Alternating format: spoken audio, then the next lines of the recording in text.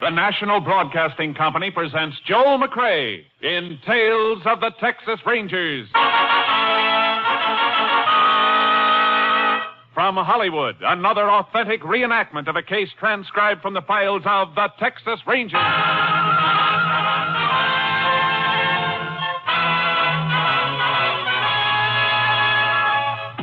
Tales of the Texas Rangers, starring Joel McCrea as Ranger Jace Pearson. Texas, more than 260,000 square miles, and 50 men who make up the most famous and oldest law enforcement body in North America.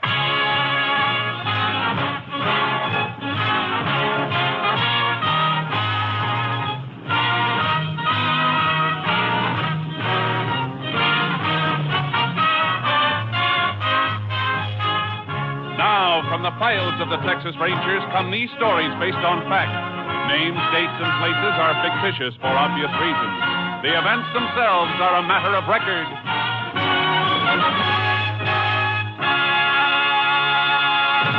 Case for tonight, wheelchair killing.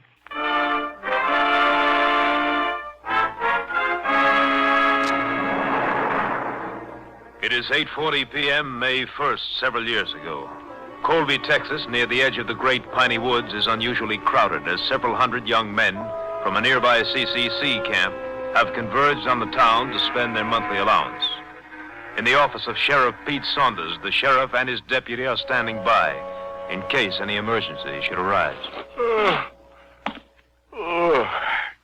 don't know why I'm so groggy, Sheriff. Not even 9 o'clock. Well, if you're that tired, Reg, I don't think there's any need for you staying any later. I can handle things. Why don't you go home? With all them young bloods in town? Oh, they seem to be all right.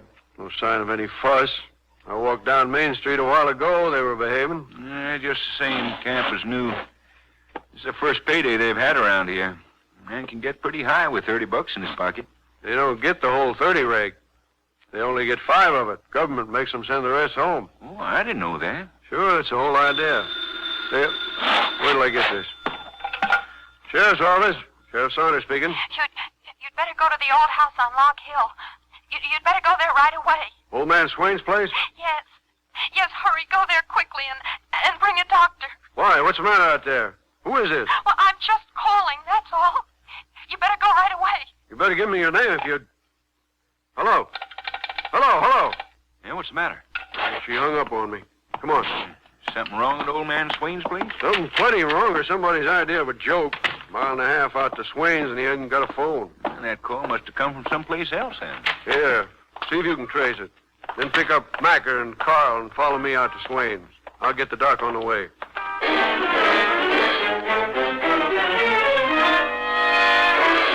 Finley Swain, a victim of rheumatoid arthritis, was found dead in his dilapidated home, seated in his wheelchair. An inquest was called and an autopsy ordered. He had not died from natural causes. The sheriff called for the help of a Texas Ranger, and Ranger Jace Pearson was assigned, joining the sheriff at the funeral home. Body's in here, Jace. Uh-huh. He's a pretty old man. Pressing 80. Crippled up bad the last 20 years or so. Hadn't been for that phone call, I'd have figured his heart just gave out. Guess the doc would have, too. Good thing you asked for a coroner's inquest. Let me see the autopsy report. Yeah. He died about 8 last night. Ruptured spleen, concussion. Doc says he was beaten to death. Funny. No marks on the body. No, all the damage was inside. Whatever he was hit with, it didn't leave any marks on him. Length of rubber hose, maybe. Something like that wouldn't leave a mark. You find anything like that? Didn't have much chance to look, Jace.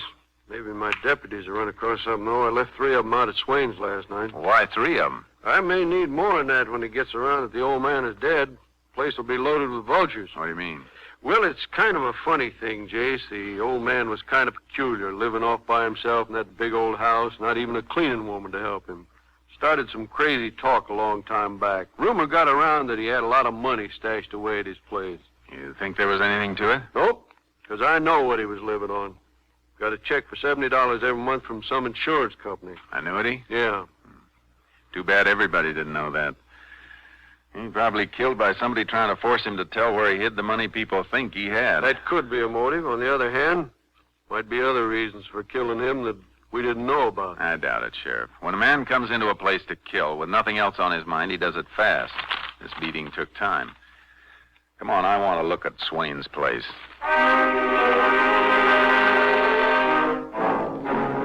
The sheriff was right about the vultures. If his deputies hadn't been on guard, the house would have been a shambles. One of the deputies came inside with us. At the old man's wheelchair? Yeah, hadn't been moved. That's where we found him sitting. My lab crew will be coming in from Austin. They can dust the chair for prints while they're going over the place. What's this on the floor? Where are you standing there? Yeah. I don't know. Felt a little crunchy when I walked across it before, like somebody spilled some sugar. It's not sugar. It's more like white beach sand. No beach sand around this country, Jay. Just the same, that's what it looks like. Lab boys can tell whether it is or not. Right near the old man's chair, too. He get around much? Outside, I mean? Best of my knowledge, he'd never wheel himself further than the front porch to get the sun. How'd he get his food in?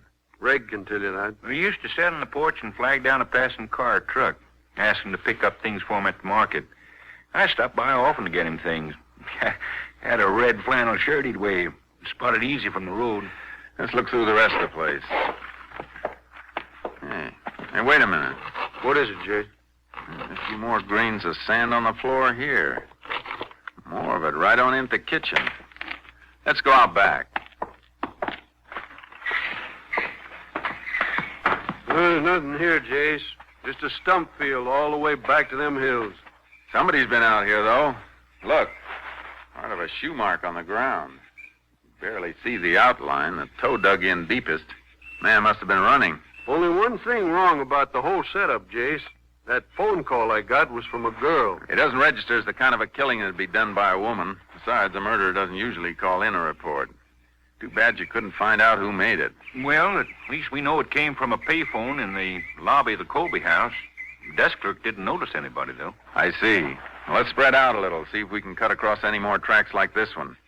Reg, you move off to my right about 5 paces. Right, Jace. I'll fan out on this side. Good. Well, let's move. Right. I'm getting some light tracks over here, but the ground's too hard. They're not very clear. You must be on the right trail. There's nothing at all over this way. I'm going to blank, too. Hold it. What is it? Find something, Reg? Yeah. Yeah, you better come here. What is it? Man's sock. It's more than just a sock. Knotted at the middle and heavy at the toe. It's full of sand. So that's where those grains of sand come from. That killer must have thrown that away while he was running, Jace. Here's our murder weapon, Sheriff. Now all we got to do is find the person who used it.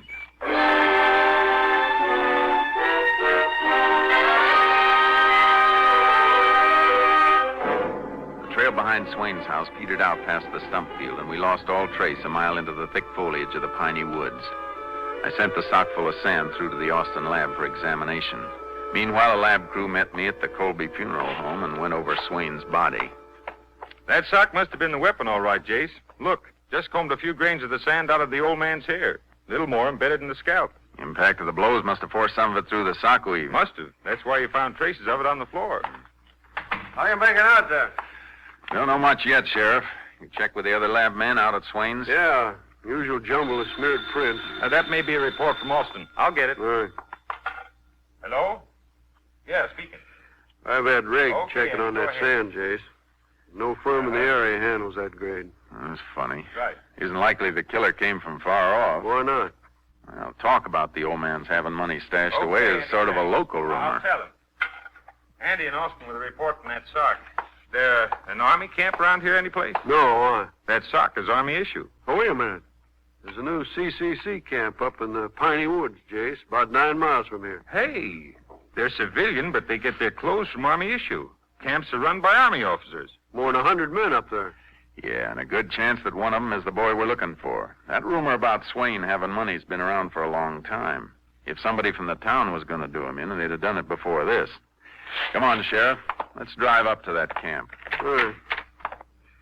Well, it'd be better if we could borrow a truck from someplace. Why a truck? Old Loggers Road is the only one to the camp. High centers, kind of rough on a passenger car. Especially one towing a horse trailer like yours. Well, I got charcoal in my trailer. Can't we cut straight through the woods on horses? It's a good idea. Save us time in a couple of miles. You got a horse at your place? Yeah, it's on the way. All right, I'll drive you out. We'll start from there.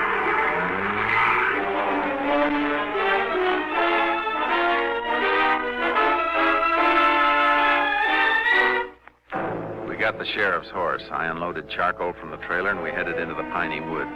As we drew near to the camp, we caught glimpses of men working in squads of 4 or 5, and finally ran across one man alone and mounted.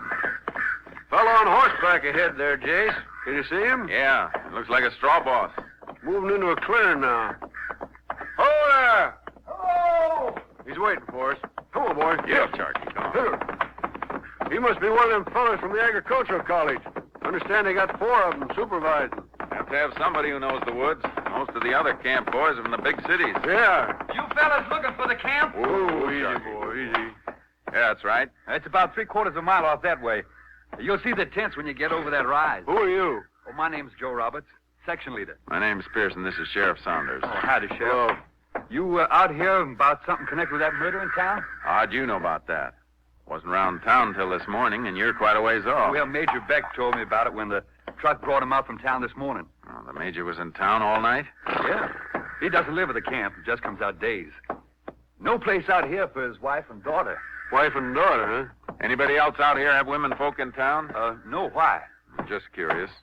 You know where the major and his family are living in town? Well, sure, at the hotel. Colby House. That's where that phone call came from, Jace. Yeah, I know. Thanks a lot, Roberts. So long. Sure. Better have a little talk with the major. You can say that again. Good boy. Up, Charky. Come on, boys.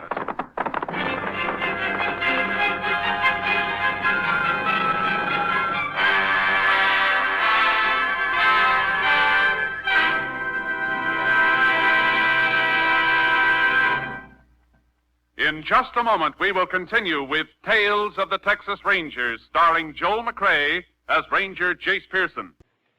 It's the Silver Jubilee on NBC. Every Friday evening, there's another stirring adventure series for Western fans on this station. Yes, every Friday, NBC brings you the King of the Cowboys, Roy Rogers, with the Queen of the West, Dale Evans. Make your date for thrilling listening with the Roy Rogers Show every Friday evening at this same spot on your dial. There's action and adventure in Paradise Valley when Roy Rogers rides the airwaves, and there's also a song or two by these wonderful Western entertainers, Roy and Dale.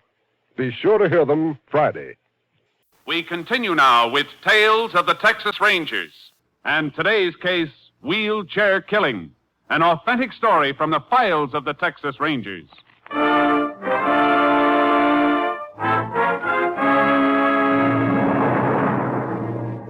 Major Beck was regular Army. In his early 50s, over age in rank, a gray, embittered man. His office was a field tent at the head of the company street. So, you think that old man was killed by somebody from this camp? We've got reason to think so. Because of a sock. Socks like that have been general issue since 1917. I don't like any accusations against my command, especially accusations based on such flimsy evidence. There's something else beside the sock, Major. I notice your company street between the tents is paved with gravel. Yeah, what about it? Is that gravel bedded in beach sand? You can see it around the borders, can't you? Sure, we can see it. It's the same kind of sand we found in that sock that Swain was beaten with. There's no beach sand anyplace else in this area, Major. Where'd this come from? How do I know? An advanced cadre of engineers set the camp up. Suppose the sand was trucked in with other material. All right. Everything you've found points to this camp. I should have expected something like this. What do you mean by that? No, what would I mean, Ranger? What can you expect from sidewalk bums? Bums don't work, Major. And the crews we pass seem to be working pretty hard. I have to spend my time with them. You don't. What time do your men come in from the woods? 4 o'clock. All the clothing they have issued through your own supply? Yes, all listed and signed for. Good. They couldn't have lost much in a month. At 4 o'clock, I'd like you to call for an inspection of equipment. See if we can find somebody who's missing a sock.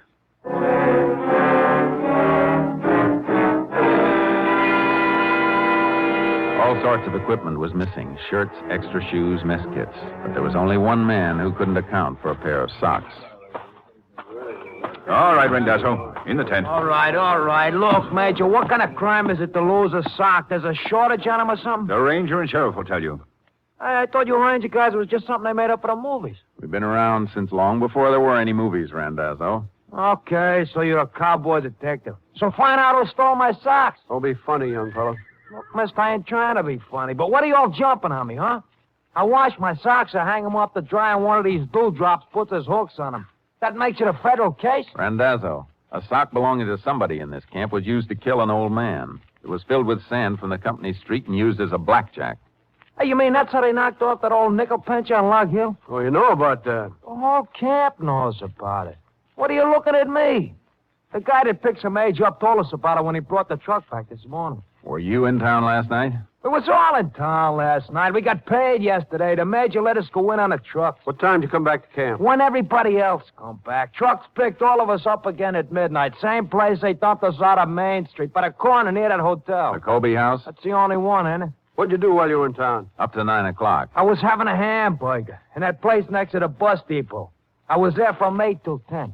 You must be a slow eater. It's a long time for one hamburger. Who cared about the hamburger? I was trying to pick up the blonde behind the counter. She keeps giving me the smile with all her teeth big. I ask her what time she gets off. She tells me 10 o'clock. So what happens? 5 minutes to 10, she got a boyfriend comes to meet her. A guy 8 foot tall. You know the girl he's talking about, Sheriff? Yeah, Lucille Mason. Must have been her husband met her. Her husband? How do you like that? Could she have been the one who made the phone call you got, Sheriff? Not a chance. The girl that called was a lot younger. I don't think you have any right to hold this man till you've checked on his story. We're not holding anybody, Major, until we've checked on a lot of things. All right, Randazzo, you can go. But don't leave this camp except with your work crew. Leave this camp, he says. From now on, I ain't even gonna leave my tent. I should have never left Brooklyn. Major, that goes for everybody out here. Don't let them use the trucks. Keep them in camp. You better stay here to make sure. My wife and daughter are in town.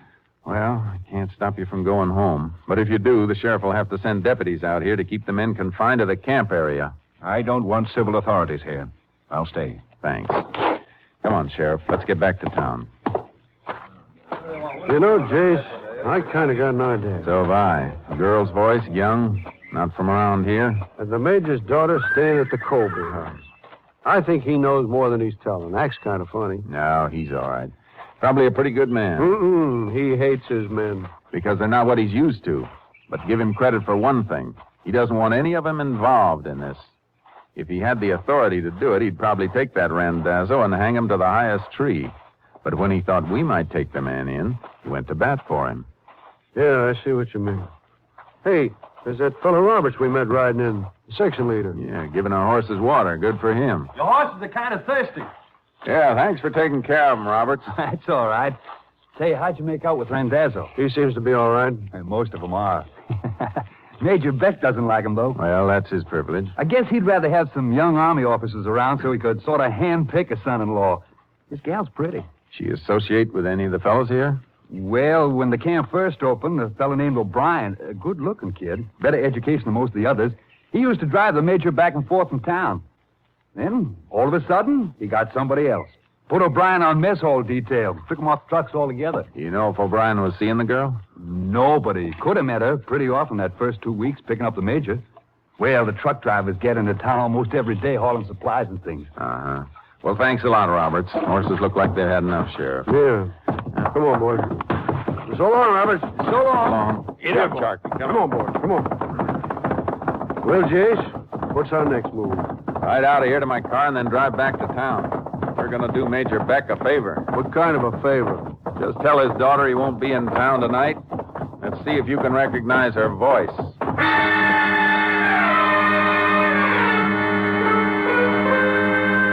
At the Colby house, we got a break. The Major's wife wasn't in, but the daughter answered when we knocked at the door of her room. Who is it? Is that your mother? Sounds like the voice, Jace. Good. I got a message from your father, miss. Oh, just a minute. That's the voice, all right. What's the matter, miss? Sheriff and I can't look bad enough to make you go pale like that. I thought when you said you had a message, it would be somebody my father sent from camp. What did he want you to tell me? Just that he won't be in town tonight. You mind if we come in, miss? We'd like to talk to you. Well, I have a lot to do, and I... We only want to know where you were between, say, 7 and 9 o'clock last night. We know that you were in the phone booth in the lobby at 8:40 because that's where you called my office from. Please don't talk in the hall. Come in. Were you out at old man Swain's house last night? Yes. Yes, I walked out there just before 8 o'clock. What for? To meet somebody. Somebody named O'Brien? Well, he didn't have anything to do with it. Johnny liked the old man. How'd you and your boyfriend come to pick Swain's place for your meetings? Because my father Somebody might have seen us if we met in town. How'd this Johnny get to know a crippled old man who never left his house? When he was driving one of the camp trucks, Mr. Swain waved to him from the porch one day. Johnny saw he was in a wheelchair, and he stopped to see what was wrong. The old man wanted some things from town, and after that, they got to be friends. It fits, Sheriff. Your deputy said Swain had flagged down a car or truck when he needed anything. All right, miss. Now, what about that meeting last night? Johnny got a lift from camp on the last truck in. After the early trucks came in, I started to walk out to Swain's, like I always did, so that Johnny could catch up to me on the way. On the road out of town where nobody would see us walking together. Did he catch up to you before you reached Swain's? Yes. And then when we got there and went in, we saw that the old man was slumped over in his chair. He raised his head just once and said something about not wanting to be hit again. And then he almost fell, but Johnny set him back in the chair. And then we couldn't get him to move again, and we got frightened, and since there was no phone, we came back to town. You both left the house together, by the front door. And then when we got back near town, we split up. I came back here to the hotel and called from the lobby.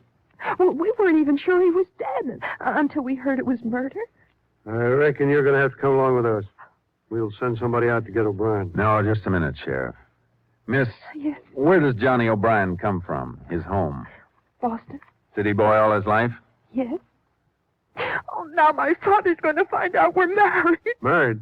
Yes, we were married last week. Your father's going to find out, all right. But not from us, from you. I think you better tell him. Come on, Sheriff. We're just going to leave her? For now, come on. Jace, I know she sounded like she was telling the truth. She was telling the truth. You know anything to back that up? A few things. Whoever killed the old man bolted out the back door. One person running. Yeah? They found the old man conscious, still alive. So she says. And it fits. If the old man had died after the beating with no disturbance, the killer'd spent some time looking for hidden money. He'd have moved things, left dust rings. He didn't because he had to run. That brings us back to the fellow with the missing socks, Randazzo. Yeah, he's not the one either. We're going back to the camp and talk to the men who drove those trucks in last night. We want the man who came into town on a truck and went back on foot. What we need is a missing passenger on the return trip. If there was a missing passenger. We followed somebody's trail all the way across Log Hill into the piney woods. Whoever it was kept going. They wouldn't have gone that deep if they were going to cut back to the road. Okay. I guess somebody who'd been scared off like that would head for the camp instead of the town. Sure gives us a big bunch of suspects, though. No, it doesn't, Sheriff. What chance would a man from the city streets have if he tried to make his way to a camp 9 miles deep in the piney woods, especially on foot and at night, with no path to follow? It'd take somebody who'd spend his life in open country. Only men who fill that bill are the camp section leaders. Yeah, and the truck drivers will be able to account for them. Out of the camp, the section leaders are bosses, and nobody forgets seeing a boss.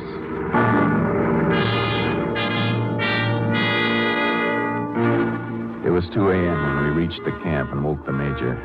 He led us to the truck driver's tent. One of the drivers had the answer we were looking for. He'd hauled section leader Roberts into town Saturday night, but Roberts hadn't ridden back with him. We left the tent. Roberts sleeps in the last tent, the end of this line. Alone? Yes. As a section leader, he has a private tent. Hey, hold it a minute. Where does Randazzo sleep? The fellow who's missing the sock. Let me see. That tent right there. Let's wake him up first. What do you want Randazzo for, Jace? He's clear. I know it. But I want him to help us with something. We haven't got enough to make a case against Robert's stick. What's your plan? I'll tell you as soon as I get Randazzo out here. You know which bed he's in, Major? Yes, first bed to the right as you go in the tent. Wait till I get him. Randazzo. Randazzo. Get up and come outside. Don't wake anybody. I can't come out without my pants. All right, slip into them. All right. Hey, look, I'm being pinched, am I? No, we'll be able to make an arrest in a minute with your help. You mean you know the rat that put his hooks on that sock I was missing? That's right. Just lead me to him. I'll feed him a mouthful of knuckles. Never mind that. Just do as I say. You ready? Yeah. Yeah. Now, listen carefully. Here's what you do.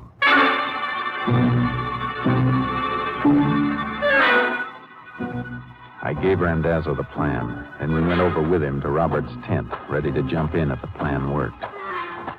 This is the tent. All right, Randazzo. We'll be right out here. No, you just leave that crumb to me. I hope he plays it right, Jay. Shh. Hey, Roberts. Wake up, you crumb. What? Who is it? Who's in here? It's me, Randazzo. What are you doing in here? I come to talk with you. At this time of the night? Get out of here. Get back to your tent. Listen to me, you dewdrop. You'll talk to me right now, or I'll go to town and mind talk to a ranger.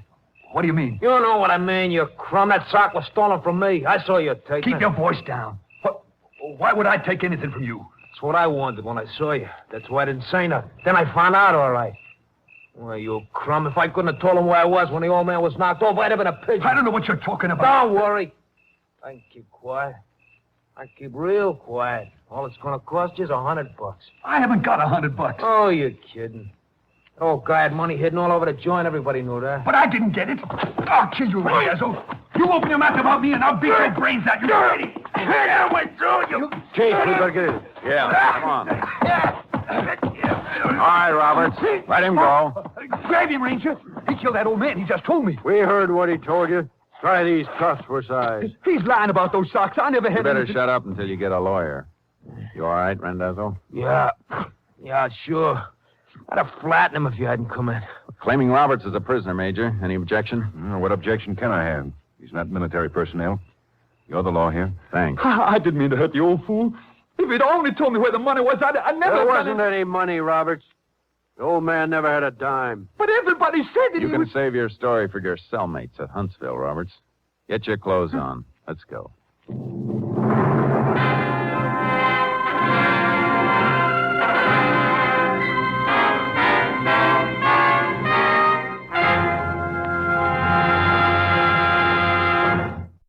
Harlan Roberts made a full confession to the brutal murder of aged and crippled Finley Swain. And the following year, he was sentenced to Huntsville Penitentiary for the rest of his life. Next week, Joel McCrea in another authentic reenactment of a case from the files of the Texas Rangers.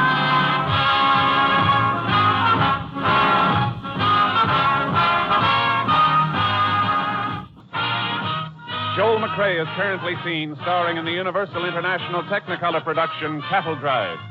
The cast included Tony Barrett, Bill Johnstone, Tom Tully, Mike Barrett, Frank Gerstle, and Tom McKee. Technical advisor was Captain M.T. Lone Wolf Gonzalez of the Texas Rangers. This story was transcribed and adapted by Joel Murcott, and the program was produced and directed by Stacy Keith. Hal Gibney speaking.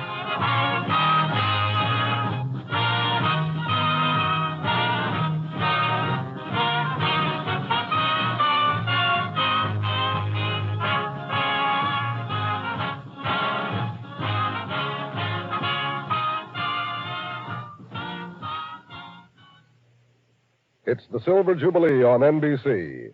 Today, here are the big show broadcast from Paris, and featuring such stars as Fred Allen, Josephine Baker, and your unpredictable hostess, Tallulah Bankhead. Then join in the fun with Phil Harris and Alice Faye as they bring you a half hour of mirth and music. Later, Theater Guild on the Air presents Casanova Brown with Diana Lynn, Dan Daly, and Kenny Delmar.